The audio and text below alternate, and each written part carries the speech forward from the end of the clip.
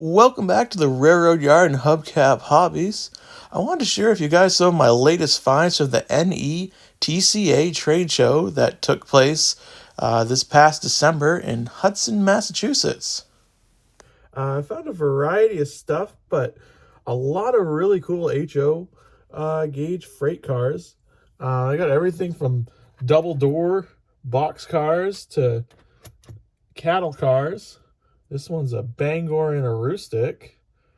More double door boxcars, as well as some with some unusual road names, or just road names you don't see all that much, like this Georgia boxcar.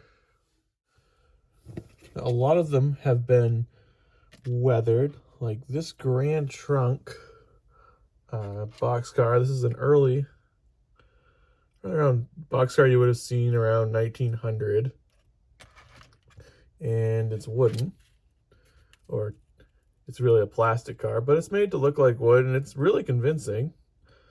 It's called an outside braced boxcar. The Grand Trunk Railroad too ran right up here in Maine. We had a station, I believe, in Portland back in the day. Here's another interesting road name, and a few of you serious rail fans probably recognize this.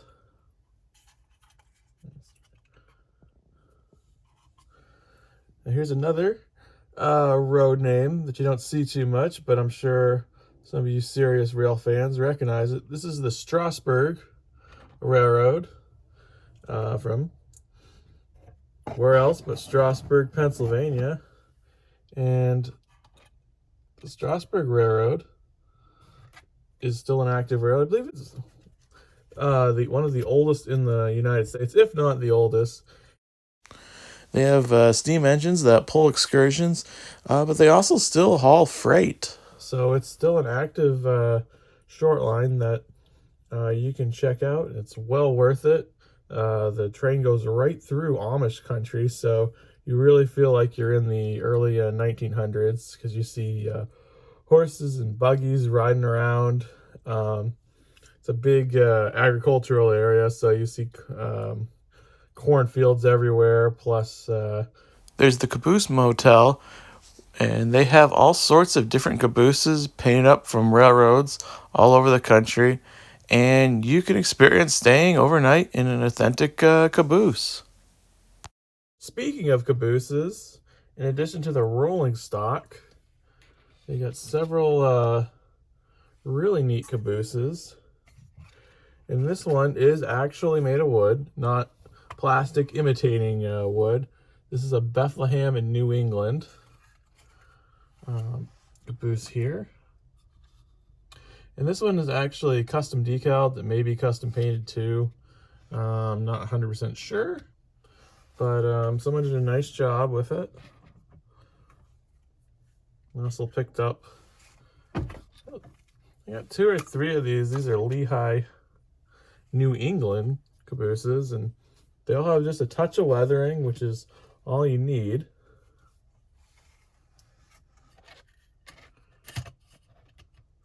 Look really nice, and if you look closely, even the trucks have a touch of weathering.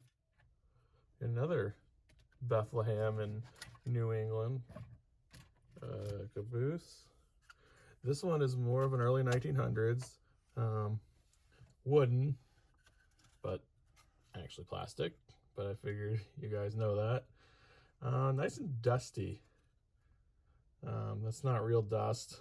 Okay, maybe a little bit on top of the roof there, but it's very authentic. By the way, if you're interested in any of these, they're all for sale. Some of them have probably already sold by the time you're watching this, but if you check out the Railroad Yards eBay page, there is a link in the video description. So if you're looking to add to your fleet, be sure to check that out. Let's see, what else can we check out here? Oh, look at this This is an early Main Central outside braced boxcar. Now, I believe they have one like this in North Conway at the Conway Scenic. I always love unusual cars, especially ones that are custom built. This here is a pickle car that somebody made. They painted it, lettered it, and then even weathered it. There's quite a bit of detail. Again, the trucks have been weathered. A little bit of green on them, but that's okay. But this is really a fun little car that somebody put quite a bit of work into.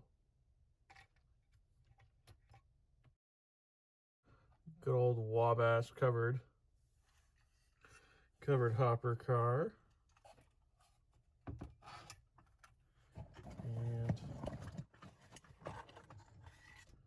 And then of course we have a big old B&M tender.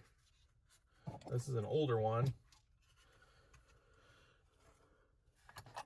It's got a plug, so I'm not sure. I believe that's for sound. Don't quote me on that. But, you know, big old tender. You don't see too many of these with the B&M road name. So, it's a neat piece. Also in the bottom of that box is a diesel. I mean, I guess it could be off a steam engine, but I'm 90% sure it's from a diesel. This is a Kato made in Japan locomotive motor. So, oh, here we have another B&M boxcar. I know it's a little bit challenging to see with the lighting, but it has been weathered. And if you look closely, you can see the little Minuteman logo. That was B&M's slogan back in the day, Minuteman Service. And around the 60s and probably into the 70s, they were using the Minuteman logo there. And the final piece of rolling stock I want to show you is this New York Central outside brace boxcar. Again, it's an early 1900s car. It's been a little more heavily weathered than the other ones I've shown you on here, but it looks great.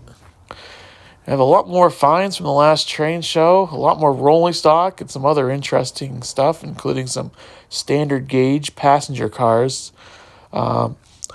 I'd like to show it all to you, but that would probably mean making a 2-hour video, and I know I'm already pushing everyone's attention span here. But if you're really interested, I'll probably put together another video, highlight a few more of the things that I found. You can also check out the Railroad Yards eBay page. The link is in the video description. I've got all sorts of rolling stock, a little bit of everything from N to G on there. So if you're looking to add to your collection, be sure to check it out. Thanks for watching, and I'll see you in the next one.